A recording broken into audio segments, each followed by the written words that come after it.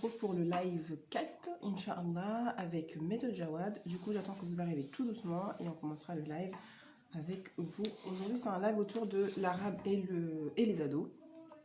Inch'Allah, on reçoit la Méthode Jawad pour ce live d'exception.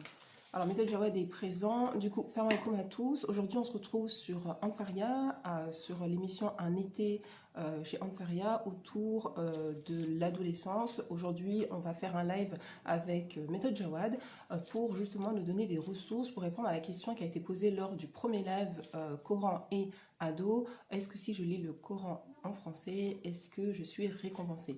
Et on avait donné la ressource de se lancer dans le challenge d'apprendre l'arabe. Et du coup, aujourd'hui, on vous fait un live spécial arabe et ado pour justement motiver nos ados à apprendre l'arabe pour entrer dans le Coran, Inch'Allah. Et aujourd'hui, c'est Méthode Jawad qui est une école en... Je ne sais pas si elle est en ligne, mais c'est des cours d'arabe à Paris. Et du coup, aujourd'hui, on va les recevoir et échanger avec eux autour de ces thématiques. Et Inch'Allah, vous offrir plein de ressources pour motiver nos adolescents et nous motiver à apprendre cette belle langue qui est l'arabe. Du coup, bienvenue à vous toutes et je vais accepter un éducateur, il me semble bien, puisque c'est Nora que j'ai eu au téléphone et aujourd'hui c'est... Salam alaikum, c'est Hassan qu'on reçoit. Ça va, comment c'est Hassan?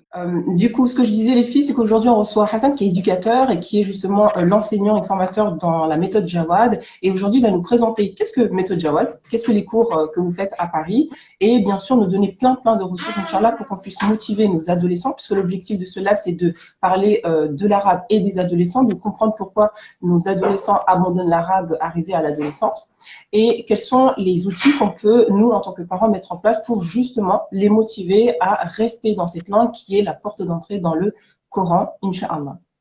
Alors, je ne m'attarderai pas trop vraiment sur la méthode, parce que ce qui nous a intéressé, et quand je dis nous, je parle souvent de mon épouse, parce que vous la voyez. Oui, c'est Nora que j'avais eu au téléphone, c'est vrai. Ah, voilà, donc c'est par elle d'ailleurs que le live s'est organisé, etc.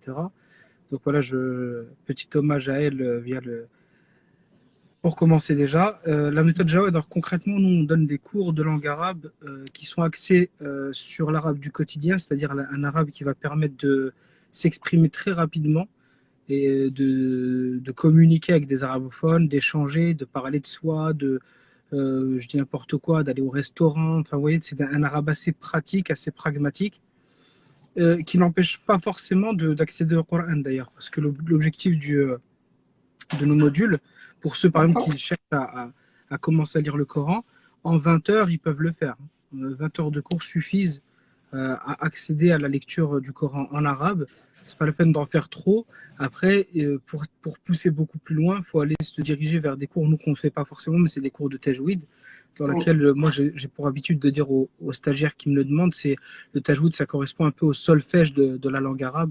C'est apprendre combien de temps je prononce telle ou telle lettre, comment je prononce bien telle ou telle lettre, etc. Donc, mais pour lire le Coran en arabe, il suffit en vérité de connaître l'alphabet, de connaître certaines spécificités de l'écriture arabe dans le Coran. Et en vérité, ça prend pas tant de temps que ça, en fait. C'est pas très long. C'est pas très long. Ça demande un peu de motivation. Et je pense pour ceux qui se dirigent vers ce type d'apprentissage, la motivation, c'est pas ce qui manque. Et ça demande une certaine rigueur. Et quand je dis rigueur, c'est pas forcément mettre des heures et des heures et des heures sur l'apprentissage, c'est juste d'être constant plutôt. Et être constant, ça peut être 5 minutes par jour, par exemple. Moi, c'est ce que je conseille d'ailleurs en général, et ça, je le conseillerais d'ailleurs aux parents qui ont des ados, de ne pas les surcharger. Ils sont déjà très surchargés dans leur tête, émotionnellement, et c'est de ne pas forcément en rajouter. L'objectif d'un apprentissage soit, comment dire, accepté et acceptable. D'ailleurs, en fait, je dis les ados, mais en vérité, je vais parler même de nous des adultes, parce qu'on est juste de grands ados. Tout à fait. On n'est pas forcément très loin d'eux. Et d'ailleurs, c'est pour ça qu'il y a beaucoup de conflits. Hein. C'est qu'en fait, on a en face de nous plus des adultes en vérité que des enfants. Et ça, on a tendance à l'oublier malheureusement en tant que parents, je pense. Mais grosso modo, c'est de leur permettre un apprentissage qui soit un peu ce qu'on aimerait nous. Quelque chose qui soit agréable, qui soit dont on va se délecter plutôt qu'on va subir, tu vois. Donc nous, on est dans cette approche-là qui est bienveillante, qui est de ne pas en demander trop, de demander juste ce qu'il faut et de susciter l'envie de faire. Voilà. Et pour faire tout ça, la la pire des choses qu'on puisse faire, c'est de faire du forcing. Vraiment, c'est la pire des choses. Et grosso modo, l'apprentissage, enfin, l'envie d'apprendre, enfin, elle vient pas à l'adolescence, hein. Il faut la nourrir bien avant. Et la meilleure façon déjà de donner envie à ses enfants de faire, c'est de faire déjà soi-même. Si vous voulez, par exemple, c'est important que votre enfant aime les livres, bah, il faut déjà que vous ayez à la maison une bibliothèque que vous allez souvent consulter. Il faut que votre enfant voit, parce qu'on est beaucoup dans la répétition, on répète beaucoup les actes qu'on voit autour de nous. On le voit avec les enfants, la plupart des choses qu'ils font quand ils jouent à la poupée ou autre, c'est ce que maman ou papa dit. Donc on remarque très vite qu'un enfant qu'on gronde beaucoup, bah, quand il joue à la poupée, il va gronder ses poupées plus qu'il va leur transmettre d'amour. Enfin, vous voyez, enfin, je te vois du coup, parce que je parle aux autres en même temps, mais en fait, on est tout de suite dans le mimétisme. Et si on veut que notre enfant aime, en tout cas nourrisse un certain amour, même si après, à l'adolescence, ça peut changer un peu, ça peut évoluer, et du coup, comment dire, ça demande un peu de temps pour revenir. En fait, ce que dit ma mère, par exemple, c'est quand on sème une graine et qu'on nourrit une graine dans le cœur d'un enfant, il va à un moment donné perdre peut-être de vue cette graine quand il va pousser, il va grandir, mais il va finir par y revenir. Parce qu'en fait, on revient à ce qu'on est, à son essence. Et en fait, si on a semé en l'enfant quelque part cet amour et cette bienveillance autour du Coran, autour de ce que c'est, ce que ça représente pour nous, etc., au-delà de lire le Coran, il faut que tu t'apprennes plusieurs sourates, tout ça, toute cette pression qu'on met, faut pas mettre cette pression-là, il faut plutôt être dans quelque chose de l'ordre de nourrir un amour avec quelque part cet objet, hein, qu'est le Coran, ce livre, et de dire, voilà, montrer à l'enfant qu'il est important pour nous, par exemple, lui donner une place particulière dans sa bibliothèque, euh, mettre en place peut-être un rituel quand il est enfant, de dire, voilà, quand on prend le Coran, voilà, on fait toutes ces choses-là parce qu'en fait, c'est la parole de quelqu'un qu'on aime énormément et quand on aime, voilà, on prend le temps, etc. Toutes ces petites choses mises bout à bout vont faire comprendre à l'enfant en fait que ça a une importance pour vous qui est capitale. Et d'y mettre de l'amour en plus, ça donne envie d'aller vers. Et c'est pas quelque chose de contraignant aimer. Aimer, en fait, c'est quelque chose de naturel, en fait. Et dès qu'on arrive à mettre quelque chose de naturel dans la question de l'apprentissage, parce que tout le monde aime, en fait, il n'y a personne qui n'aime pas apprendre, en fait. Ça n'existe pas. L'être humain aime apprendre par essence, hein. Il est curieux par essence. Prenez un gamin, n'importe qui aime chercher, farfouiller et trouver des choses. La problématique, ce qu'on n'aime pas, l'être humain, ce qu'il n'aime pas, c'est pas d'apprendre, c'est d'être contraint de le faire. Donc c'est ça je pense, pour moi, la clé, c'est de retirer la contrainte. Et pour retirer la contrainte, il faut se mettre à la place de son enfant, de son ado après, de se dire, voilà, quel âge il a, les gamins à son âge, qu'est-ce qu'ils aiment, faire, qu'est-ce qu'ils aiment regarder à la télé, qu'est-ce qu'ils aiment écouter à la radio, etc. Et limite, en fait, il faut le faire, se mettre à sa hauteur. Quand je dis se mettre à sa hauteur, c'est de commencer à écouter, non pas par plaisir, hein, mais pour savoir qu'est-ce qui l'intéresse et pourquoi ça l'intéresse. Comme un chercheur, en fait. Et plus on va chercher à le comprendre, plus on va finalement le comprendre et plus on sera à même de susciter chez lui l'envie de faire, etc. Et on aura en quelque sorte les arguments pour le faire. On ne peut pas dire si tu veux à quelqu'un, voilà, c'est important, il faut que tu fasses ça, ça, ça, ça, ça, ça, donner des directives. Et en même temps, on est dans une relation ici qui est ascendante, descendante, il n'y a pas de partage, il n'y a rien. Et l'enfant va subir en fait vos envies plutôt que vous allez nourrir les siennes.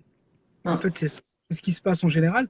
Et c'est la plus grande difficulté, je pense, pour le parent, c'est celle-là, c'est que voilà, on se dit, on aimerait qu'il soit le meilleur dans tout, on aimerait qu'il aime cette chose-là parce que moi je l'aime comme ça, etc. Mais lui, c'est pas vous. Lui, c'est lui. Et lui, il a besoin aussi d'exprimer peut-être la chose de manière différente, de la vivre de manière différente et peut-être aussi de l'entendre de manière différente. Parce que le parent, il a toujours cette posture, encore une fois, souvent, je dis toujours, mais en fait, certains ne l'ont pas, hein, cette posture de j'ordonne et tu exécutes. Il y a voilà, je donne un ordre et ça doit être exécuté. Et si ça ne l'est pas, c'est que tu ne me respectes pas. Si ça ne l'est pas, c'est que tu ne m'aimes pas. Il y a toujours ce joug qui va tomber et qui fait qu'aussi, ça met de la distance avec l'enfant. Parce que si je peux même pas me permettre de dire, écoute, j'ai envie de lire, mais moi, 1 heure, c'est trop long, etc. Si je peux même pas me permettre de le dire parce que ça va être vu comme quelque chose de l'ordre du manque de respect d'une insulte, etc., ça devient problématique. Si en tant qu'enfant ou en tant qu'ado, je ne peux pas exprimer à un moment donné ce que j'ai envie aussi, ça devient problématique. Pour moi, ça coupe d'emblée l'envie de faire. D'emblée, parce qu'on est contraint. Je le fais pas parce que j'aime, je le fais parce que t'aimes. Et le jour où je pourrais dire j'arrête, j'arrêterai de toute façon. Et c'est pas ce qui est intéressant. Ce qui est vraiment intéressant, c'est à nourrir, vraiment, c'est cet aspect relation avec le Coran, avec l'enfant, lui montrer, comme j'ai dit au début, voilà, moi, ce que j'aime dans ce Coran, c'est ça. Tu sais, voilà, ça a été écrit par Allah, c'est qu'Allah, bah, il a créé toutes ces choses que tu vois autour de toi, les couleurs et tout, et lui parler avec des mots qui lui parlent aussi. Tu vois, je sais pas, j'ai n'importe quoi, moi, il aime le chocolat, bah, tu vois, le chocolat, sans Allah, ça n'existerait même pas, quoi. T'imagines comment il t'aime pour avoir mis ça sur Terre. En fait, parler avec des mots qui lui parlent à lui et pas lui dire, je sais pas moi, il y a le paradis. Lui, ça ne le parle pas, l'enfant, le paradis, par exemple. Vous pouvez lui dire le paradis, l'enfer, il va s'imaginer des choses à sa hauteur à lui. Pour lui, le paradis, c'est une glace et l'enfer, c'est bah, de lui retirer sa glace. Hein. Tu vois, donc en fait, si tu lui parles avec des mots qui ne lui parlent pas, ça sert à rien, en fait. Et ça, on oublie tout souvent. Tu vois, ça me rappelle un truc qui se passe dans les salles de classe, dans les centres de loisirs parfois, dans certains en tout cas, où tu sais, les enfants dessinent, ils font leurs dessins et tout, et après on accroche sur le mur. Et la plupart du temps, où est-ce que c'est accroché? C'est accroché à la hauteur de la personne qui accroche, l'adulte. Et en fait, tu te rends compte que l'enfant, il profite même pas du truc, il le voit même plus en fait. Et ça te montre à quel point on se met pas assez à la hauteur des gamins. Si tu étais à la hauteur du gamin, limite, tout serait peint en bas et il n'y aurait rien en hauteur. Parce que le gamin, il est à ce niveau-là. Il faut juste à un moment donné redescendre, se dire voilà, comment il voit le monde. C'est comme quand tu reprends un enfant, tu te mets à sa hauteur, tu te mets à genoux, tu lui parles dans les yeux, tu te mets pas au-dessus comme ça parce que tu as l'air d'un monstre. On a tous cette image, hein. Tu sais, cette image qu'on a de rentrer dans une pièce qu'on a connue enfant, on se dit purée, mais c'est tout petit alors que quand j'étais petit, c'était hyper grand. Oui, parce qu'avec ta taille, avec tes yeux d'enfant, c'était immense. Alors imagine quelqu'un qui te parle de sa hauteur, un adulte, avec une barbe colombienne qui est même pas rasée, je suis désolé, etc. Ça fait peur, tu vois. Ça veut dire que c'est écrasant. Tu te dis, ouais, qu'est-ce que c'est que ça, quoi? Qu'est-ce que c'est que ce monstre? C'est même pas qu'est-ce que c'est que mon père ou ma mère, c'est un monstre qui est en train de me parler. Je suis contraint, tu vois. Là où la douceur, l'amour que tu nourris, quand tu te mets à la hauteur de l'enfant, quand tu prends le temps de lui dire, quand tu prends le temps de faire avec lui, d'accompagner le geste, etc., là, ça va nourrir quelque chose. Et ce que tu nourris là, par exemple, à l'adolescence, ça va faire effet, en fait, à un moment donné. Ça va faire tilt dans la tête. Pourquoi? Parce que l'adolescent, il va déjà être dans la confrontation, c'est-à-dire tout est remis en question. Les règles sont mises en question, il n'y a plus de les jeux sont faits. C'est maintenant, voilà, moi, je suis en fait psychiquement, physiquement un adulte. Maintenant, moi, j'ai mon mot à dire. Et j'ai envie qu'on l'entende, tu vois. Et si tu l'entends pas, ça va être violent. Parce qu'en fait, la société, déjà, elle n'entend pas cette. On vit dans une société, on n'entend pas ce passage d'un coup de l'état d'enfant à l'état d'adulte. On marque une transition, et durant cette transition, en fait, on est comme un peu, si tu veux, pieds et poings liés, alors que tout notre corps, tout notre esprit nous dit non, en fait, tu pourrais faire des choses. Et c'est des discussions, par exemple, qu'on a avec mon épouse, nous, c'est voilà, comment nous on fera à ce moment-là. Parce que nous, ils ne sont pas encore ados, donc c'est facile, là, on en parle, on est détendu. Je vais juste faire un récapitulatif pour celles qui nous rejoignent de tout ce que tu nous as donné comme information. Comme ça, tu pourras rajouter de ce que j'ai pu noter comme information. Alors du coup, si on a bien retenu, méthode Jawad, c'est de l'arabe du quotidien pour pouvoir s'exprimer au quotidien, justement. Alors, tu nous as informé que justement, il faut juste 20 heures de cours pour accéder au Coran et après, tu diriges les gens vers les cours de tajwid pour justement accentuer cet apprentissage pour entrer dans le Coran. 20 heures de cours, je répète, hein, 20 heures de cours pour ceux qui nous entendent, il suffit de 20 heures de cours et du coup pour connaître les lettres alors cela demande de la motivation et demande une certaine rigueur, c'est-à-dire pour nos adolescents, il faut leur demander minimum 5 minutes par jour et après laisser aussi l'enfant progresser au fur et à mesure. C'est-à-dire que s'il commence par 5 minutes, voilà, lui-même, il pourra se dire 10 minutes. Il faut savoir que il faut donner le goût. Dès qu'on a le goût, bah après, c'est nous qui voulons aller encore plus loin pour manger encore plus. Du coup, il faut donner ce goût en disant, voilà, tu as 5 minutes par jour et au fur et à mesure de ton avancée, si tu veux continuer, bah, tu augmenteras au fur et à mesure. Et en fait, ne pas faire le forcing, car nos ados sont des jeunes adultes. Et j'insisterai sur ce point-là parce que vraiment, nos enfants arrivés à l'âge adulte, et je à chaque fois, des adultes en devenir. Du coup, à nous de les aider parce qu'ils ont l'école française, l'école arabe, le Coran, etc. Du coup, il faut vraiment, c'est comme si nous, quand on travaille, on va travailler, on revient à la maison, on est fatigué. Du coup, il faut l'aider à planifier en fait sa journée avec les choses qui sont prioritaires en donnant justement ces 5 minutes par jour qui vont être percutantes puisque le professeur Hassan il a dit, vous voulez une chose qui est régulière qu'une chose qui est grande et qu'en fin de compte, on abandonne au fur et à mesure. Du coup, vraiment, pour commencer l'amour de l'arabe dès l'enfance, voilà, tu disais, il ne faut pas attendre l'adolescent parce que c'est limite trop tard, même s'il y a des adolescents, machin-là, qui s'y mettent avec la motivation et avec l'envie de s'y mettre, mais vraiment, si nous, en tant que parents, on veut leur donner cet amour de l'arabe, il faut commencer dès l'enfance. Et tu donnais des pistes d'action, c'est-à-dire avoir une bibliothèque accessible à nos enfants pour nourrir cet amour de l'arabe. Et je me souviens de cette phrase de l'imam Razali qui disait que la pharmacie de nos enfants, c'est une bonne bibliothèque, en fait. Si on a une bonne bibliothèque, c'est la pharmacie du savoir et c'est important d'avoir une bibliothèque qui va nourrir l'esprit de notre enfant.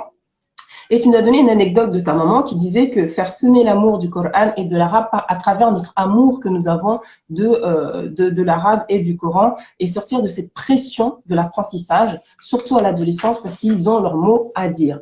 Et j'ai bien aimé parce que tu as dit il faut créer une histoire autour de notre amour du Coran, c'est-à-dire comment moi je ressens le Coran, comment moi je le vois et l'expliquer à notre enfant avec les mots de l'enfant et pas avec des mots qui vont être durs puisque justement le cerveau de l'enfant n'est pas encore à la même hauteur que le nôtre et que du coup il est important d'être dans l'évolution de l'enfant avec notre cerveau d'adulte. Et tu disais c'est la contrainte qui fait retirer pour aider le jeune à venir vers l'arabe, il faut enlever cette contrainte en fait. Et c'est vrai parce que avec Sophia, on parlait de ça, avec le Coran, c'est que nous, on impose à nos enfants, dès plus jeunes, va apprendre le Coran, va apprendre l'arabe, etc. Et à un moment donné, arrivé à l'adolescence, il a son mot à dire. Il a envie de dire non, mais je suis un adulte. Et c'est ça aussi qui crée les conflits. On a des ados rebelles et agressifs parce que justement, il n'y a pas cette communication qui est établie et qui coupe justement ce lien d'amour parce qu'on est encore dans cette idée de tu m'obéis. Et c'est ça qu'il faut vraiment transformer. Il faut transformer la relation.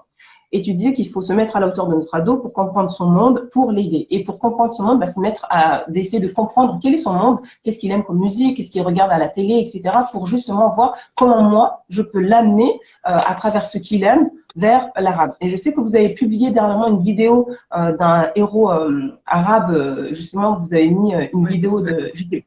C'était pas Omar Ibn Khattab, ça je sais bien, c'était pas Omar Ibn Khattab, mais c'est vrai qu'on entend dans le monde de nos ados, ils aiment beaucoup la musique, ils aiment beaucoup les séries, et du coup il faut leur ramener des séries ou de la musique qui va justement amener cet amour de l'arabe, Inch'Allah. Et du coup, tu terminais sur le fait que notre enfant n'aime pas, voilà, notre enfant n'est pas nous, et il faut rentrer dans ce monde pour comprendre. Du coup, il faut vraiment se dissocier que notre enfant est une personne à part entière. Ce n'est pas nous. Nous, on a nos rêves, notre adolescent a ses rêves, et du coup, si on veut que notre enfant aime le Coran et l'arabe, il faut lui faire rêver de ça, en fait.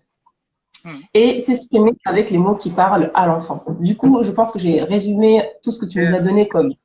Encore mieux dit que ce que j'ai dit. Hein. comme information.